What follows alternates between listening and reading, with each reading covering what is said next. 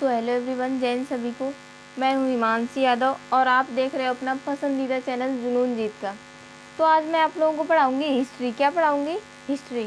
और हिस्ट्री की जो ये मेरी आज की क्लास है, ये छोटी सी क्लास है, ज़्यादा नहीं पढ़ाऊँगी इसमें। बेसिकली मुझे एक मैसेज देना था आप लोगों को। वो मैसेज ये है कि जो मैंने अभी तक हिस्ट्री की और इंडियन मैप की जो मैंने अभी तक क्लासेस दी है, उनका मैंने नोट्स का PDF नहीं दिया। मतलब इधर से तो बोर्ड में लिखा हुआ था साफ साफ, जिसको जो लिखना चाहता था उसने लिख लिया होगा। लेकिन अगर कोई मांग रहा है कि मुझे PDF चाहिए, मैं उससे लिखूँगा। तो टेलीग्राम में मैंने एक चैनल बनाया हुआ है जिसका नाम है जुनून जीत का। ठीक है, जुनून जीत का टेलीग्राम में आप लोग चैनल सर्च करना और उसको सब्सक्राइब कर लेना। अब से मैं हर एक क्लास की डेली नोट्स PDF जो है उसी में अपलोड कर दिया करूँगी। ठीक, और जो पिछले की क्लासेस हैं उनकी एक साथ अपलोड कर दूँगी। जैसे 4-5 क्लासेस हो चुकी हैं तो 5 क्लासेस की PDF में एक नोट्स बना के उसका अपलोड कर दूँगी। उसके बाद हर एक क्लास की PDF क्लास के थोड़ी देर, जैसे क्लास हो गई उसके आधा एक घंटे बाद अपलोड कर दिया करूँगी। ठीक है, तो आज क्लास स्टार्ट करते हैं। सबसे पहले आज की क्लास में मुझे पढ़ाना क्या है? तो जो आज की क्लास में पढ़ाना है उसके पहले हम लोगों ने कल क्या पढ़ा हुआ था? कल मैंने पढ़ाया हुआ था पिछली क्लास में कि सिंधु सभ्यता के जो इम्पोर्टेंट शहर थे जिनसे क्वेश्चन बनता है एग्जाम में, वो पढ़ाए हुए थे। कौन कौन से थे? तो हड़प्पा था, मोहनजोदड़ो, चंदुदड़ो, और इसके बाद इन्हीं में से कालीबंगा है, धौलावीरा है, और उसमें मोहनजोदड़ो भी था, सुरकोटदा है, लोथल है, रंगपुर है। ठीक है, और क्या है? मांडा है, दैमाबाद है, आलमगीरपुर है। ये जो है ये मैंने कल नहीं, मतलब जो पिछली क्लास है इससे पिछली क्लास में मैंने इनको अच्छे से डिटेल से पढ़ाया है, इनके बारे में हर एक जानकारी दी है। ठीक है, तो आज से हम लोग जो 5 शहर बचे हुए थे, इम्पोर्टेंट शहर किसके? सिंधु सभ्यता के इम्पोर्टेंट शहर जो बचे हुए थे उनके बारे में पढ़ेंगे और उनसे जो क्वेश्चन बन सकते हैं उसके बारे में जानकारी प्राप्त करेंगे। ठीक है, तो आज सबसे पहले किसके बारे में पढ़ना है? कालीबंगा शहर जो है उसके बारे में पढ़ना है। तो कालीबंगा शहर, सबसे पहले क्वेश्चन बनता है कि कालीबंगा शहर किस नदी के किनारे है? तो कालीबंगा शहर जो है वो किस नदी के किनारे है? घग्गर नदी किनारे। किस नदी के किनारे? तो कालीबंगा शहर जो है वो घग्गर नदी के किनारे है। कालीबंगा की खोज किसने की थी? सेकंड क्वेश्चन क्या बनता है कि कालीबंगा की खोजकर्ता कौन थे, यानी कालीबंगा की खोज किसने करी थी? तो कालीबंगा की खोज किसने करी थी? BK थापड़ और BB लाल ने। किसने करी थी? तो BK थापड़ और BB लाल ने। कितना भी कठिन नाम हो, अगर उसको 2-3 बार प्रोनाउंस कर दोगे तो वो याद हो जाएगा। ठीक है, तो कालीबंगा की खोज किसने करी थी? BK थापड़ और BB लाल ने। किसने? BK थापड़ और BB लाल ने कालीबंगा की खोज करी थी। तो कालीबंगा किस नदी किनारे? तो घग्गर नदी के किनारे। कालीबंगा की खोज किसने करी थी? तो BK थापड़ और BB लाल ने। उसके बाद कालीबंगा में मिला क्या क्या है?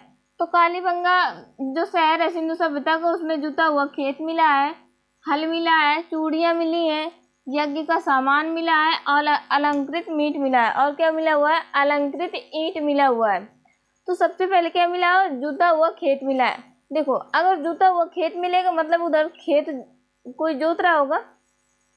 अगर जोता हुआ है तो किसी ने जोता होगा, और किससे जोता होगा? तो हल से ही जोतेगा। पहले के ज़माने में हल ही हुआ करता था, ट्रैक्टर तो था नहीं। तो सबसे पहले क्या मिला हुआ? जुता हुआ खेत मिला है। उसके बाद अगर खेत मिला होगा जुता हुआ तो क्या मिलेगा? उसमें हल भी मिलेगा। तो जुता हुआ खेत मिला है कालीबंगा में, उसके बाद हल भी मिला है।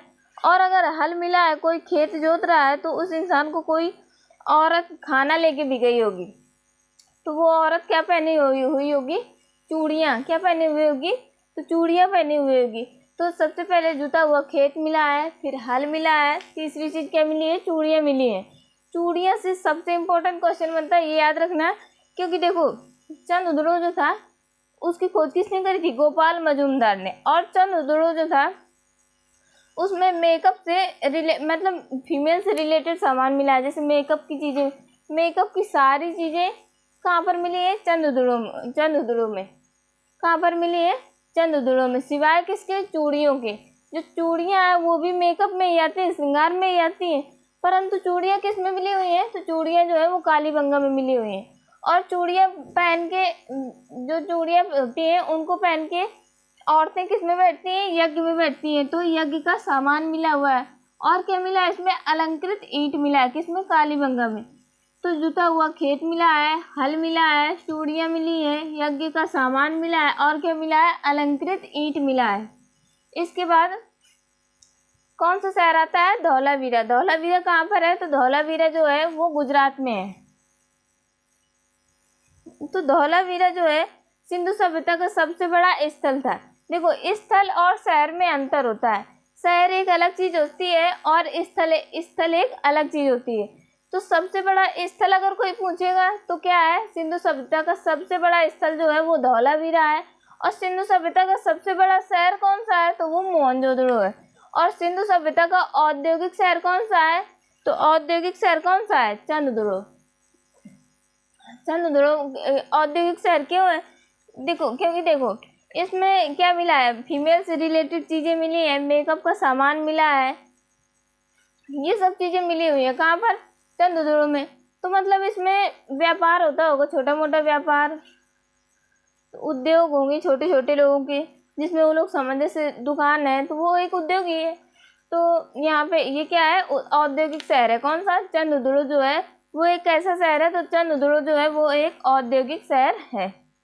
और चंद्रदुर्ग, जब मैंने चंद्रदुर्ग के बारे में बताया था, डिटेल से पढ़ाया था, तो ये भी बताया होगा कि चंद्रदुर्ग कैसा है, दुर्ग रहित है। इसलिए याद करवाने की वजह से यहाँ पे लिख भी रखा है मैंने, चंद्रदुर्ग कैसा है, दुर्ग रहित है।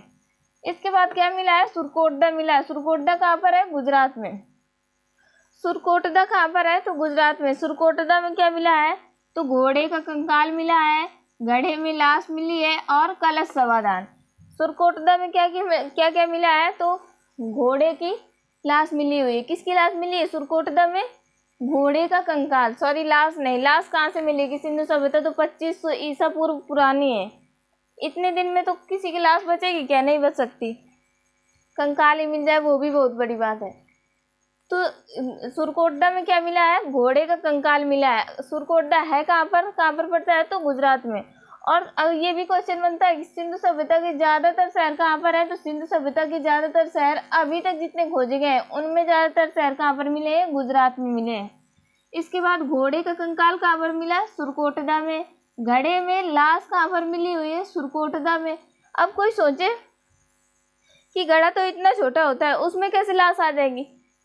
तो देखो उस टाइम के घड़े जो थे वो बहुत बड़े बड़े, कम से कम इतने बड़े घड़े थे। अब इतने बड़े घड़े में कोई इंसान तो भरा जा सकता है। तो घड़े में लाश मिली है कहाँ पर, सुरकोटडा में। और कलश समाधान, कलश समाधान का मतलब क्या हो, समाधान मतलब कि कोई मरा हुआ मिला है, और कहाँ पर, तो कलश के अंदर। तो वही बात लिखी हुई है कि घड़े में लाश मिली है। तो इसी को जैसे डायरेक्टली नहीं पूछता है, ऐसे नहीं पूछेगा कि घड़े में लाश कहाँ पर मिली हुई है। शायद हमसे ये मतलब इसको न पूछ के इसको पूछ सकता है कि कलश समाधान कहाँ पर मिला है, तो सुरकोटडा में। अब जैसे हमें ये पता होगा कि घड़े में लाश तो सुरकोटडा में, लेकिन अगर हमें ये नहीं पता हुआ कि कलश समाधान भी इसी को कहते हैं तो क्वेश्चन गलत हो जाएगा, आता हुआ क्वेश्चन गलत हो जाता है। जैसे घड़े में लाश मिली है कहाँ पर, सुरकोटडा में, परंतु घड़े में लाश मिलने को ही कलश समाधान भी कहते हैं। तो कलश समाधान भी कहाँ पर टिक लगाएंगे क्वेश्चन, तो सुरकोटडा में। इसके बाद कौन सा है, लोथल। लोथल कहाँ पर है, गुजरात में। और ये लोथल का सबसे इम्पोर्टेंट क्वेश्चन क्या बनता है कि लोथल जो है वो किस नदी के किनारे है। तो लोथल किस नदी किनारे है, भोगवा नदी के किनारे। लोथल किस नदी किनारे है, तो लोथल जो है वो भोगवा नदी के किनारे है। लोथल में क्या मिला है, युगल समाधान। समाधान मतलब मरे हुए लोग मिले हैं, समाधान मतलब क्या, मृत्यु। और युगल, तो युगल का मतलब क्या होता है, दो, जोड़े में। जोड़े में मतलब क्या हुआ, इससे उम्मीद मतलब ये दिमाग लगाया गया यहाँ पे कि यहाँ पे शायद सती प्रथा सती प्रथा नाम की कोई चीज़ थी। युगल समाधान मतलब कि दो दो लाशें इकट्ठे मिली हुई। अब कैसी लाशें, कैसे कंकाल, तो उसमें क्या है कि एक पति का और एक पत्नी का, मतलब कि एक लेडीज का और एक जेंट्स का कंकाल मिला हुआ है साथ साथ में। तो उससे ये पता चलता है कि उस समय कौन सी प्रथा चल रही थी, सती प्रथा। सती प्रथा में क्या होता है कि अगर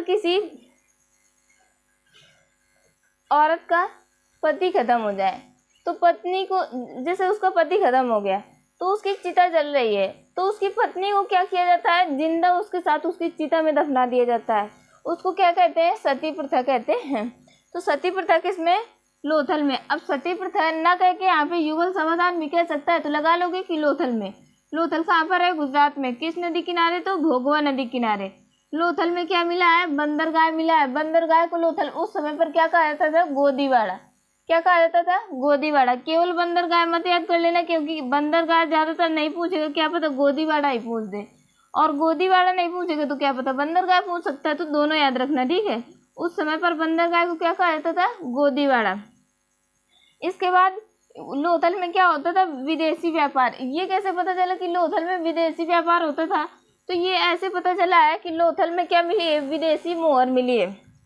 अब जैसे विदेशी मोहर मिली है तो इसका कभी न कभी यूज हुआ होगा, तो यूज हुआ है मतलब विदेशी मोहर का। तो इससे ये पता चला कि उस समय लोथल में क्या था कि विदेश से व्यापार होता था। तो विदेशी व्यापार और विदेशी मोहर। अब किस देश की मोहर मिली है, विदेशी मोहर तो मिली, किस देश की मोहर, ये भी क्वेश्चन बनता है। किस देश की मोहर, तो फारस की मोहर। या फिर यहाँ पे ये भी क्वेश्चन बन सकता है कि लोथल में किस देश के साथ व्यापार होता था, तो फारस के साथ। किस देश की मोहर मिली, फारस की मोहर। और देखो जैसे व्यापार होता था, तराजू भी मिलेगा, बटुआ भी मिलेगा, कॉमन सी चीज़ है। तो तराजू मिला, बटुआ मिला, कहाँ पर, लोथल में। इसके बाद सबसे लास्ट जो इम्पोर्टेंट है, ज़्यादा इम्पोर्टेंट नहीं है लेकिन फिर भी कभी कभी क्वेश्चन आ जाता है, तो याद कर लेना क्या है, क्योंकि आजकल कंपटीशन लेवल बहुत ज़्यादा है, ठीक है। तो रंगपुर जो है सबसे लास्ट इम्पोर्टेंट शहर है किसका, सिंधु सभ्यता का। रंगपुर कहाँ पर है, गुजरात में है। रंगपुर कहाँ पर है, गुजरात में। और रंगपुर में क्या मिला है, तो धान की भूसी मिली है। कहाँ पर, रंगपुर में धान की भूसी मिली हुई है, ठीक है। तो आज के लिए इतना ही। इसके बाद हम लोग कल से इधर से कंटिन्यू करेंगे। एक बार मैं आप लोगों को और बता देती हूँ, जो चैनल का नाम है टेलीग्राम चैनल का, वो क्या है, जुनून जीत का, जुनून जीत का। ये आप लोग इतना सर्च कर लेना और इस चैनल को सब्सक्राइब कर लेना, ठीक है, इसको ज्वाइन कर लेना। इस पे मैं डेली का नोट्स जो है वो अपलोड कर दिया करूँगी, ठीक है, जिससे आप नोट्स बना सकते हो। नोट्स तो आप इससे भी बना सकते हो, जिसको बनाना होगा बना लेगा। लेकिन फिर भी अगर किसी को मेरे हैंड रिटन नोट्स चाहिए हो तो मैं इस चैनल पे अपलोड कर दूँगी, उसमें टेलीग्राम में, तो उससे डाउनलोड करके आप लोग लिख सकते हो, ठीक है। तो जय हिंद सभी लोगों को, and take care to all of you. Okay, bye.